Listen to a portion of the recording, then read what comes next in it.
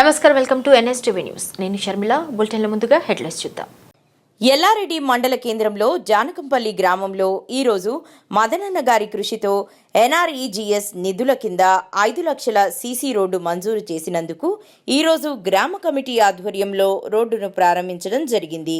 ఇటీ కార్యక్రమానికి కాంగ్రెస్ పార్టీ మండల వర్కింగ్ ప్రెసిడెంట్, మాజీ ఏఎంసీ చైర్మన్ వెంకట్రామిరెడ్డి, కాంగ్రెస్ మండల యూత్ అధ్యక్షులు సంతోష్ నాయక్ గారు, ఏఎంసీ డైరెక్టర్ నగేష్, శంకరయ్య, అలాగే మాజీ జెడ్పీటీసీ సామెల, మాజీ పీఏసీఎస్ చైర్మన్ బోండ్ల సాయిలు, మాజీ ఎంపీటీసీ షాహవత్ అలీ, లక్ష్మీపూర్ గ్రామ అధ్యక్షులు నాయక సాయిలు, అలాగే ముప్పిడి సాయిలు, పిల్లి జకరయ్య, యమ నారాయణ, కాంగ్రెస్ పార్టీ నాయకులు, మిత్రులు పాల్గొనడం జరిగింది.